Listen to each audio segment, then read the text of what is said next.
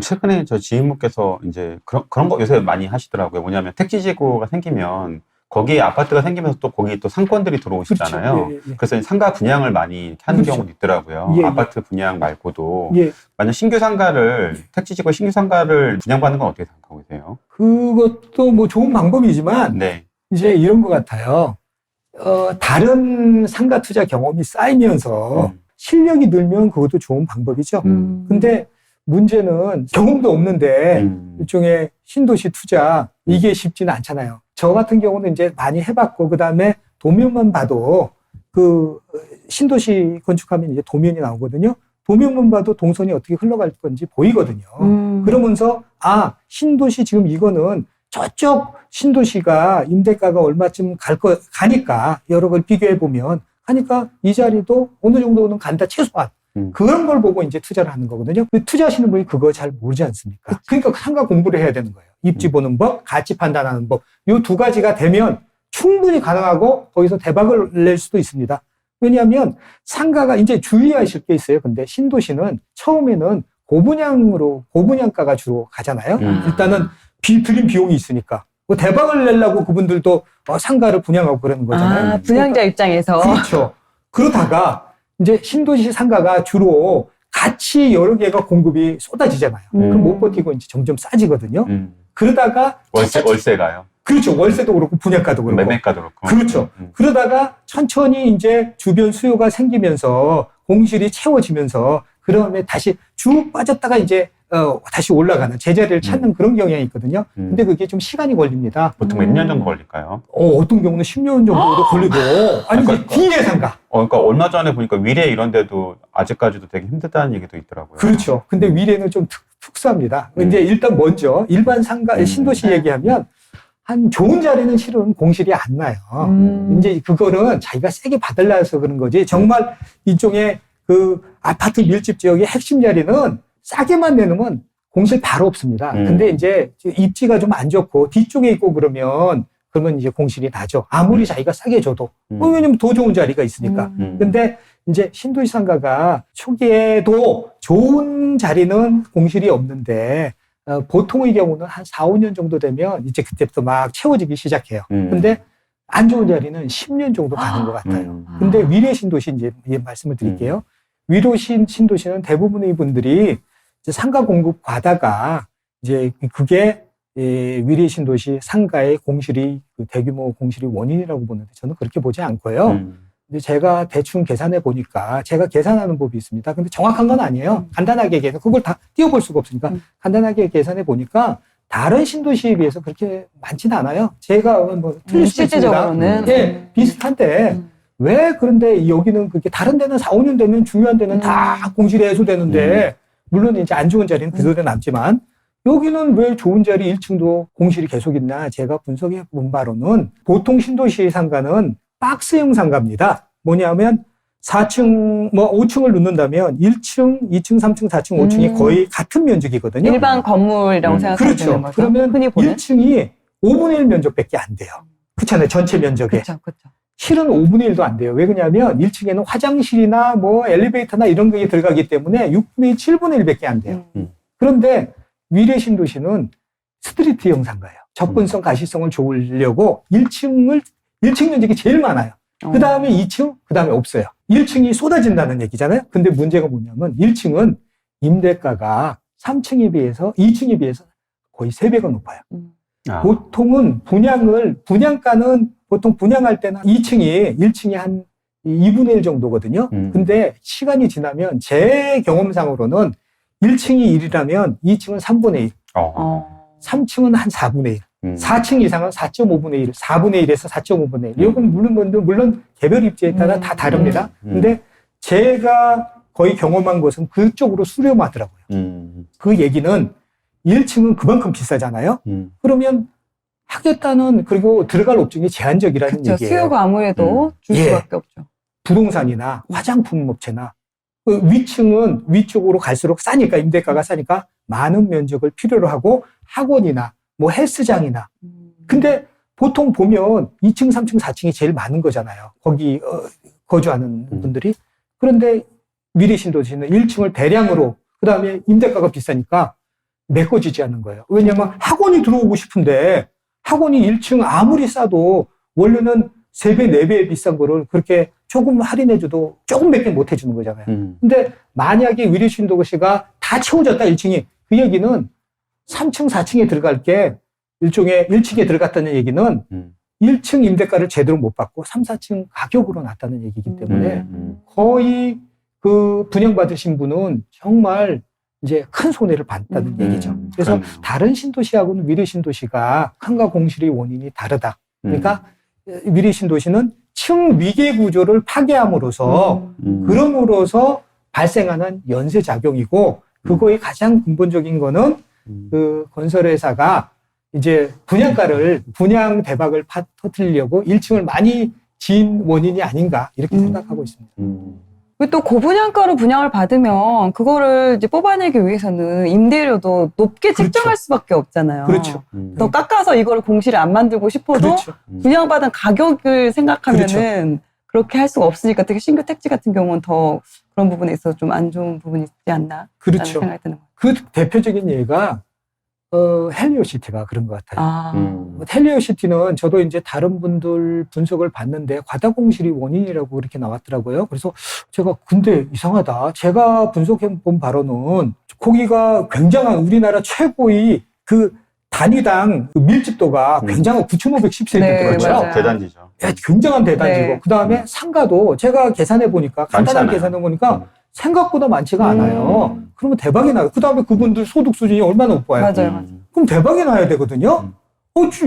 근데 뭐 거기 보니까 저도 깜짝 놀랐어요. 왜냐면 제가 글을 쓰다가 제가 본 이게 상가 대박의 입주 조건은 헬리오시티가 딱이더라고요. 그걸 막 쓰고 있는데 기사를 찾아보니까 이거 쪽박이는 거예요. 맞아요. 이거 원인이 뭐냐? 근데 원인이 이렇게 나왔더라고요. 상가의 과다 공급.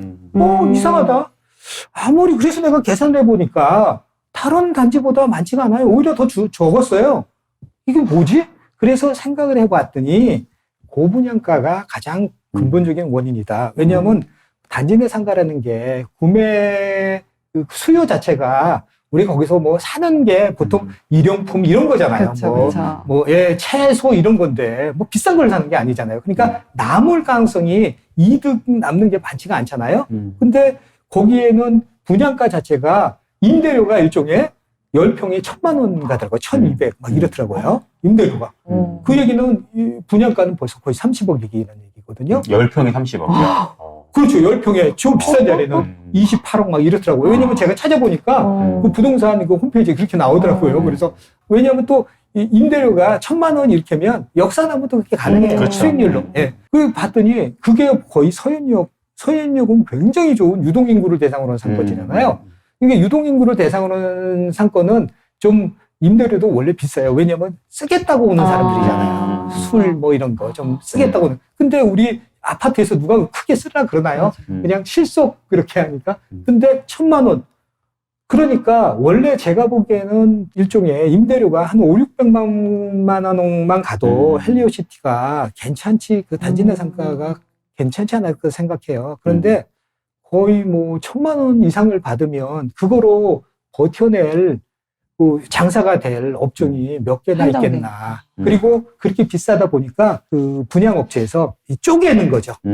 왜냐면 크면 너무 비싸니까 안 팔리니까. 그러니까 상가 공급이 많아지는 것 같은 거예요. 일종의. 그리고 또 잘게 쪼개면 크게 들어와서 영업할 일종의 슈퍼, 크게 뭐 평평 들어와야 되는데 너무 비싸. 그리고 다 쪼가리야. 들어올 수도 없어. 그러니까 이런저런 사정이 그 다 종합적으로 영향을 미쳐서 그 좋은 조건인데도 불구하고 공실이 나는 게 아닌가. 근데 그 가장 기본적인 원인은 고분양가에 있는 게 아닌가.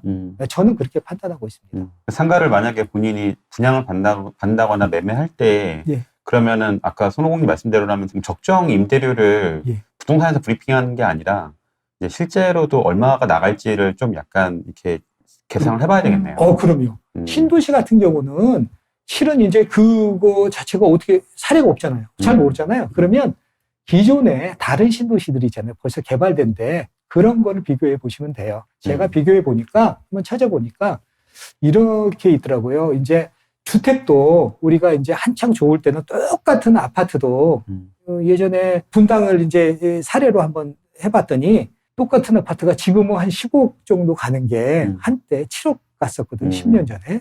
이게 12억 가던 게 한 7억까지 빠졌다가 다시 15억 가는 거예요. 주택 그 가장 안정적인 것도 그러니까 상가는 좀 더 그럴 수 있잖아요. 상가 수요가 막 그럴 때는 신도시는 똑같은 거에 입지 좋은데도 일종의 분양가가 한 10억인데 일종의 침체기에는 5억 정도까지 빠더라고요. 그러니까 거의 비슷한 것 같아요. 그러니까 지금 보니까 상가나 주택이나 빠질 때는 똑같은 게, 그러니까 제가 일종의 손오공의 상가투자 성공법칙이라고 그래가지고 그 중에 하나가 여유라고 해놨거든요. 좀 기다릴 줄 알면, 일종의 기다리지 못하면 상가를 좋은 입지인데 5억에 팔 거를 좀 기다려서 한 5년 정도 기다리면 그 좋은 자리니까 임대는 보통 나가잖아요. 좀 기다리다 팔면 10억을 받을 수 있는 거잖아요. 그러니까 주택도 똑같고. 그래서 좀 기다리는 것도 그것도 한 성공을 좌우하는 몇 프로의 요소가 아닐까 이렇게 생각하고 있습니다. 코로나로 인해서 좀 상권들이 또 많이 좀 힘든 상황이고 그렇죠. 상가들도 되게 좀 어려운 상황인데 그렇죠. 남들이 위험하다고 할 때 지금이 오히려 상가 투자의 적기다라고 하시는 분들이 있는가 하면 아니다, 지금은 좀 위험하다라고 이제 그렇게 생각하시는 분들이 많으세요. 손오공님 보시기에는 어떠신 것 같으세요? 두 얘기가 다 맞는 것 같아요. 뭐냐면 지금이 이제 사실상 경제 위기인데 실은 이제 좀 거품이 이게 또 오히려 더 껴 있잖아요. 근데 어쨌든 유동인구를 대상으로 한 지금 상가는 되게 안 좋잖아요. 네. 코로나가 그렇다고 뭐 항상 영구히 갈 가능성은 많지는 않고 어느 정도까지 갈지는 모르지만 해가 갈수록 조금 더 그래도 그 영향에서 벗어날 가능성은 높은 또 백신도 거잖아요. 나오고. 예. 근데 그런 어떤 위기를 못 버티고 나올 수가 있잖아요. 좋게. 그렇다면 그거는 기회가 될 수 있고 싸게 사면. 근데 그분들 입장에서는 또 위기가 되는 거니까 앞으로 또 어떻게 상황이 바뀔지 몰라서 지금 본인은 싸게 샀다고 생각했는데 위기가 길어지면 그게 또 위기가 될 수 있어가지고 그 두 가지 면이 다 있는 것 같아요. 제 투자의 경험으로 봤을 때는 위기 때는 정말 좋은 물건들이 나올 수 있는 시기예요. 그래서 아직까지는 큰 위기가 제가 보기에는 아니거든요. 그래서 정말 좋은 때가 온다면 이제 국가적으로는 조금 이제 힘들고 하지만 투자하기로는 그럴 때를 기다려야 될 수 있는 거죠. 그런 걸 위해서 자금을 모은다든지 그런 걸로 활용할 수 있는 가장 그 좋은 가격에 살 수 있는 기회가 올 가능성이 있습니다. 그렇지. 코로나로 인해서 사실 자영업자분들은 너무 힘든 상황이잖아요. 그렇죠. 강남역 주변에도 되게 그렇죠. 이제 폐업하신 분들 많은데, 예. 근데 상가 매매가는 그런 거에 비해서 가격이 좀 많이 떨어졌나요? 아니면 어떻게 느끼세요? 아마 그러지는 않을 거예요. 특히 이제 그 유동인구 대상으로 한 상권은 아마 좀 그럴 수 있는데 오히려 그 고정인구를 대상으로 한 거기는 오히려 더 올랐습니다. 최근에 많이 올랐어요. 몇 년 동안. 오히려 굉장히 가격은 또 올랐어요. 많이 올랐군요. 예. 최근에 몇 년 동안 오히려 그게 이제 이런 것도 있는 것 같아요. 최근에 주택이 최근 한 6, 7년간 계속 많이 올랐지 않습니까? 맞습니다. 그러면서 이제는 너무 많이 올라서 그것도 수익을 실현하려는 분도 있고 한계치에 다다르지 않느냐 이런 생각에 또 이제 상가에 관심을 갖는 분도 있고 우리나라가 이제 초고령화 사회로 급격히 이제 진입하고 있거든요. 그래서 2035년에는 인구 3.5명당 1명이 65세 이상이 노인이 되거든요. 그리고 2050년에는 2.5명당 1명이 노인이 되는데 그 얘기는 뭐냐면 노인이라는 거는 직장이 없다는 얘기잖아요. 그 얘기는 우리가 지금 기본적인 생활을 하는 집하고 직장하고 거의 대부분이 젊으면 다 왔다 갔다 하면서 여기서 동선을 만들고 이 중간에 상가들이 다 사는 건데 이게 직장이란 축이 없어지면서 집을 중심으로 한 상가가 남으니까 나머지 상가, 집 중심으로 한 상가는 살아남는데 나머지는 그만큼 위험하다는 얘기죠. 조심해야 되면서도 한편으로는 기회가 아닌가 이렇게 생각하고 있습니다. 1억이 있다면 상가 투자가 가능할까요? 물론 이제 어느 상가냐에 따라 달라질 수 있겠지만. 현금 1억이면 그때 아까도 제가 말씀드린 것처럼 대출이 상가는 실은 경매 같은 경우는 80% 막 90%까지 나오기 때문에 이론적으로는 가능합니다. 근데 이게 좋은 물건이 쉽게 안 나온다는 거. 사실상은 쉽지가 않고 돈 있는 사람이 일종의 그냥 더 좋은 어차피 상가를 은행 이자는 너무 약하니까 은행 이자가 지금 1억 넘으면 월 5만 7천 원인가 받는 그런 정도거든요. 그러니까 10억 넣으면 57만 원 넣는 거거든요. 근데 상가 같은 경우는 상가 수익률 6%라면 500만 원 나온다는 얘기거든요. 근데 만약에 20% 세금을 낸다고 쳐도 한 400만 원 정도, 그거만 못해도 400만 원 정도 된다는 얘기가 게임이 안 되는 거죠. 은행 이자하고는. 이게 어쩔 수 없이 사람들이 그 노고령화되면서 더 상가에 관심을 갖는 것 같습니다. 특히 고정형 이렇게 아파트 주변에 있는 그런 거에 관심을 많이 갖는 것 같습니다. 주택 시장은 지금 굉장히 많이 이렇게 상승을 하고 있고, 그렇죠. 이게 되게 또 많이 올랐다, 어깨 이상 올랐다, 허리 이상 올랐다, 그렇죠. 이런 얘기를 많이 하는데, 예. 상가는 혹시 손오공님 보시기에는 어떠신 것 같으세요? 지금 시장이 주택만큼 되게 화랑인 건지, 아니면 아직까지는 좀 그 정도까지는 아닌지, 어떻게 보고 계세요? 저는 이제 그 주로 안정적인 상권, 뭐 상가 이런 걸 좋아한다 그랬잖아요. 그거는 꾸준히 오르더라고요. 저희 부모님 집이 그렇게 뭐 아주 좋은 입지 그런 거 아니거든요. 근데 늘상 크게 빠지지도 않고 IMF 맞았다고 뭐 갑자기 반토막 이거 없습니다. 주택은 그렇게 되더라고요. 아파트는 상가 일종의 아파트 바로 대단지 앞 부근에 있으면 뭐 한 20% 빠질까요? 다만 거래는 안 되겠죠. 근데 월세도 그렇게 빠지지 않아요. 조금 싸게 진 거지. 그래서 저는 확신을 갖고 있어요. 왜냐면 저희 부모님이 정말 좋은 자리를 갖고 있으면 안 좋은 자리는 이렇게 힘드나? 이렇게 생각할 수 있는데 저희 부모님은 늘 그냥 좀 그저 그런 자리를 갖고 있었거든요. 근데 거기서 크게 위험하지 않았어요. 그게 유동인구를 대상으로 했으면 명동 그렇게 좋은 자리도 맞습니다. 그게 힘들잖아요. 그래서 제가 자꾸만 고정인구, 뭐 안정적인 거 이런 걸 찾았던 것 같아요. 그래서 보통 상가가 이게 꾸준히 오르더라고요. 물론 이제 경기가 좀 안 좋으면 그냥 이렇게 이제 거래가 안 되고 그냥 횡보를 하겠지만 또 오르면 쭉 오르고. 그래서 특히 강남 같은 경우는 강남에 있는 빌딩들은 이 매매가가 급속도로 많이 오르는 것 같아요. 지금은 조금 그렇죠. 예, 그런데 실은 제가 보기엔 상가의 본질적 특성상은 거래는 그런데 관심이 많고 우리나라 사람들이 강남구에 하나 이렇게 막 갖고 있으면 어떤 그런 그 꿈이잖아요. 네. 그래서 그렇지 상가의 본질적 특성은 원래는 안정적으로 그냥 수익을 보는 거거든요. 저라면 강남구에 갖고 있는 것보다는 그냥 일종의 좋은 자리 대단지 앞에 코너목. 이게 뭐 매가는 거기에만큼 안 뛰어도 훨씬 더 안정적이고 그런 거 아닐까 그렇게 생각하고 있습니다. 주로 손오공님께서 투자하신 데는 지역은 그러면 혹시 예를 들어줄 수 있으세요? 그러니까 지역이 어디 투자했다 이렇게 말씀해 줄 수 있으실까요? 저는 대부분이 네. 대단지 출입구 앞을 했던 것 같아요. 아, 층은 중요하지 않고 층은 제가 얘기했지만 물론 층이 중요하지만 네. 제가 그랬지 않습니까? 입지가 목이 더 중요하다고. 그래서 제가 한 거를 거의 보면요. 대단지 출입구 바로 앞에 코너목 2층. 아, 예를 들어 뭐 어느 시 어느 동 이렇게 예. 아시겠지만 개별성이 너무 강하잖아요. 그렇죠. 아파트랑 너무 달라서. 그렇죠. 그래서 그렇게 구체적으로 안 얘기해주면 사실은 들으신 분들이 이해가 좀 어려울 것 같아요. 그렇죠. 제일 첫 투자 사례는 파주의 금능역. 그거는 일종의 대단지 출입구 앞은 아니에요. 근데 사람들이 동선 가장 6천 세대, 거기가 한 10,000세대 되는데 이제 그 상가를 이용하는 세대는 한 6천 세대 돼, 6, 7천 세대. 그 사람들이 당연히 이용할 수밖에, 상가가 거기밖에 없어요, 일종의. 거기에 제일 앞지역 코너목, 가시성 너무 좋은데, 5층.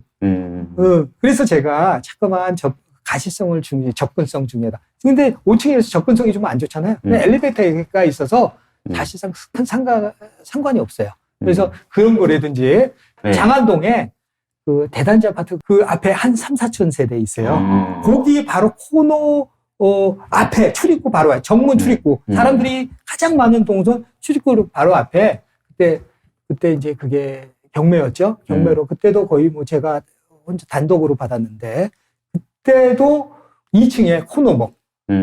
하여튼 그런 식으로. 그다음에 지금 제가 갖고 있는 것도 토지지만 지금은 6천 세대에 사거리 코너목. 그래서 그거는 이제 제가 한 100평 정도 약 되는데, 그거는 이제 지으면 한 200평 정도 나오거든요. 그런 식으로 저는 코너목을 너무 좋아하는 것 같아요. 근데 그 코너목이 일종의 동선이 없는 코너목은 큰 의미가 없겠죠. 그래도 가시성은 있기 때문에 정말 코너목은 가시성만 있으면 임대는 나가요. 강하게 못 나가죠. 제가 보기에는. 그래서 접근성하고 가시성이 좋은 코너목이면 더군다나 이제 구매 수요가 주변에 아파트가 많고 그러면 거의 가장 안정적이지 않을까 이렇게 생각하고 있습니다. 혹시 그 대단지의 기준이 몇 세대 정도를 대단지라고? 글쎄요, 많으면 많을수록 좋은데요. 근데 한 2, 3천 세대 정도 되면 뭐 1000세대는 조금 작고 한 2, 3천 세대. 저는 제가 지금 갖고 있는 건 한 6천 세대 되거든요. 일종의. 한 단지가 아니라 주변에 모여있는 그렇죠, 단지를 총합이 예. 말씀하시는 그 거죠? 상권을 이용하는 단지를 말씀하신 거죠? 그렇죠. 근데 또 혹시나 개별 아파트 뭐 1000세대 바로 앞이면 사실 근데 정문이 중요한 게 아니고 생활동선 진짜 많이 이용하는 쪽문이래도 진짜 많이 이용하는 그 동선상의 제일 앞 혹은 꼭 제일 앞이 아니래도 아파트가 여러 개면 사람들이 동선이 모이는 데가 있잖아요. 거기가 실은 이제 제일 앞이 되는 거죠. 여러 아파트가 모인다면. 제가 갖고 있는 토지는 그런 데고요. 근데 이제 제가 그때 많이 했던 거는 이제 아파트 뭐 2000세대 정문이고 실질적인 생활동선의 출입문 바로 코너목에 근데 1층은 잘 안 나와요. 그리고 비싸고. 근데 3, 4층에 코너목. 보통 사람들이 이 위층을 잘 안 해요. 저는 좋아하니까 4층 임대는 잘 나가겠네. 입지가 중요하고 또 가격을 좀 더 싸게 살 수 있으니까. 그렇죠. 대신 그러면 근데 오해할 수 있는 게 1층 수익률하고 매도 수익률하고 3, 4층 수익률하고 다르거든요. 네네. 그러니까 그만큼 많이 줘야 돼요. 그래서 그런 거는 염두에 두셔야 돼요. 그러니까 사람들은 1층을 좋아하니까 잘 구매는 안 해요. 그러니까 대신 좀 길어질 수 있다고 생각하고 더 싸게 낙찰 받으시든지 아니면 매입하시든지 그러시면 되는 거죠. 또 이제 상가 건물의 그런 수익률을 높일 수 있는 그런 손오공님만의 또 노하우가 있으신가요? 예. 이제 상가 건물을 사시든 아니면 상가를 사든 뭐 상가를 지을 땅을 사든 이제 두 가지를 하셔야 되는데 일단은 싸게 사시든지 아니면 싸게 못 샀으면 가치를 높이면 되는 거잖아요. 그러면 이제 그 매매 차익이 나오는 거니까. 그래서 보통은 우리가 아파트만 봐도 그냥 자기가 사가지고 그냥 팔면 별로 안 남잖아요. 리모델링을 하잖아요. 인테리어를 한다던가. 네. 다 그냥 벽지라도 한번 발라놔야 되잖아요. 네. 근데 상가도 똑같아요. 그 방법은 여러 가지인데 그중에 4대까지가 있는데 뭐 리모델링을 한다든지 리모델링이 큰 돈이 많이 든다고 생각하지 마시고요. 겉에 전면만 페인트를 발라줘도 안 바른 것보다 훨씬 낫고 맞아요. 예, 그다음에 아까도 말씀드렸지만 가시성 좋게 노란색으로 눈에 확 띄게 한다든지 간판을 그렇게 한다든지 그러면 훨씬 더 가치가 올라가요. 그다음에 두 번째는 이제 용도 변경을 한다는 거. 만약에 장사가 잘 안 되든지 하면 용도 변경. 어떤 거냐면 일종의 요새 이제 그런 트렌드래더라고요. 뭐냐면 주유소를 스타벅스로 많이 바꾸는 거. 그런 게 굉장히 많더라고요. 근데 실은 주유소가 지금 좀 한물 간 사업이잖아요. 근데 주유소가 보면 교통량이 되게 많잖아요. 대체로. 그 얘기는 스타벅스를 바꿔놓으면 자리 좋은 데는 굉장히 괜찮을 수 있거든요. 그러니까 머리가 깨이시고 이런 분들은 벌써 바꾸시는 것 같아요. 그 용도 변경의 방법도 있고. 근데 이런 것 같아요. 상가가 잘 안 되면 꼭 용도 변경을 주택을 상가로만 생각하지 마시고 상가를 주택으로 바꿀 수도 있는 거고. 그러니까 그건 신축적으로 생각하시면 될 것 같고. 그 다음에 이제 접근성하고 가시성을 개선하면 또 매매가가 확 올라가요. 제가 이제 파출소를 하나 받은 게 있는데, 그 공매로 산 게 있는데, 그런 경우는 이제 그 접근성하고 가시성을 개선한 거거든요. 벽을 완전히 허물고, 네, 통유리를 넣는다든지, 그러면 가치가 월 임대료를 뭐 100만 원 받을 거 200만 원 받을 수 있고, 그 얘기는 매매가가 6% 기준으로는 1억이면 2억이거든요. 근데 200을 받으면 4억으로 뛰어요. 그렇게 조금이라도 이게 치장을 좀 잘해주고 접근하기 쉽고 뭐 보이기 쉽게 해주면 가격이 훨씬 올라가고요. 그다음에 또 중요한 부분이 하나가 있어요. 네. 근데 기존의 거는 이제 대부분 아시는데 지금은 대부분들이 간과하시는 거예요. 어떤 분도 상가하시는. 근데 건축 설계를 할 때부터 미리 염두에 두고 상가를 집어넣은 특히 1층이 너무 중요하거든요. 미리 상가를 잘 빼면 임대료가 몇백이 올라갈 수 있고 그러면 매매가가 몇억이 올라가요. 심하면 몇십억이 올라가요. 그 얘기는 잘못 상가를 빼면 몇십억을 손해볼 수 있다는 얘기예요. 그래서 애초부터 상가 건물을 지을 분들은 건축 설계를 잘 하셔야 돼요. 근데 이제 문제가 뭐냐면 우리 건축 설계는 건축사님한테 맡기잖아요. 근데 건축사님은 주택 설계를 주로 하거든요. 상가 설계 그렇게 잘하시는 분들이 많지 않거든요. 이제 우리 상가 전문가들도 상가 설계를 잘 모르는데 어떻게 건축사님들이 잘 아시겠어요. 정말 많이 해보신 분이나 몇 분이나 아시지. 그래서 미리 상가를 만약에 건물을 짓는다면 그거를 염두에 두시고 상가 전문가의 뭐 자문을 미리 받는다든지 아니면 본인이 좀 잘 생각했는지 특히 이제 이런 경우 그 지대가 고조차가 심한데 그런 데는 어떻게 뽑느냐에 따라 굉장히 달라지거든요. 그 다음에 이 땅이 이상이 생긴데 이런 데는 상가를 어떻게 짓느냐에 따라서 매매가가 굉장히 차이가 납니다. 근데 뭐 평범한 데는 큰 차이는 없어요. 그래서 그런 걸 염두에 두시면 지금 제가 말씀드린 한 5가지, 4가지 그다음에 짜투리 땅도 잘 활용하시면 큰 도움이 됩니다. 그래서 한 4대까지 이렇게 잘 염두에 두시면 상가 가치를 좀 극대화할 수 있습니다. 수익률을 높일 수 있는 게 리모델링을 한다던가 아니면 그렇죠. 용도 변경을 한다던가 그렇죠. 아니면 접근성이나 가시성을 그렇죠. 좀 개선할 수 있도록 뭐 수리를 통해서 그렇게 할 수 있는 부분이고 또 만약에 상가를 짓는다고 하면은 설계 단계에서부터 그렇죠. 1층을 좀 더 효율적으로 뺄 수 있게끔 그렇죠. 그렇게 접근을 하면 수익률을 높일 수 있다라고 그렇죠. 볼 수 그렇죠. 있겠네요. 많은 분들이 또 로망이 1층은 상가고 뭐 2층은 뭐 임대 주고 3층은 내가 거기서 주인 세대로 사는 그런 상가주택을 또 많이 생각들을 하고 계세요. 노후에나 이런 경우에. 노후 준비를 위해서 이런 상가주택 접근하는 거는 어떻게 보시나요? 굉장히 좋은 방법 같아요. 제가 보기에는 그거와 관련해가지고 우리가 이제 점점 고령화가 되잖아요. 그래서 서울에서 살려면 부부가 살려면 적정 생활비가 319만 원이라 그러더라고요. 네. 그 얘기는 은행 이자가 요새 뭐 1% 이하잖아요. 그걸 계산으로 했더니 56억이 필요하더라고요. 그거 딱 319만 원이 나오려면 은행 예금은 56억을 집어넣어야지 319만 원을 네네. 받고 생활을 할 수 있는 거예요. 그런데 상가를 사면 일종의 우리가 통건물 뭐 꼬마 빌딩이라는 거, 상가주택 이런 경우는 수익률이 이제 조금 강하지가 않아요. 일종의 좀 임대료가 많지가 않다는 거예요. 같은 경우 일반 상가에 비해서 그런 경우는 뭐 강남권이 아니라면 한 4% 정도면 뭐 웬만한 거 살 수 있거든요. 4%라면 일종의 12억 정도면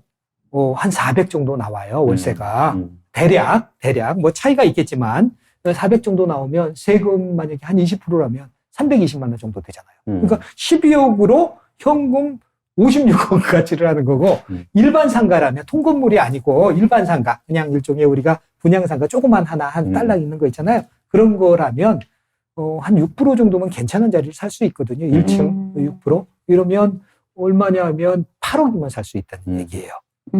그러면 400만 원 나오거든요. 근데 세금 20% 내면 320만 원. 제가 보기엔 그런 방법, 일종의 상가주택이나 이런 거는 굉장히 현명한 방법인 것 같아요. 다만 공부를 잘 하시고 그래서 많이 보시고 하시면 노후나 뭐 이제 여유 있게 생활할 수 있는 기반이 되지 않으실까 이렇게 생각합니다.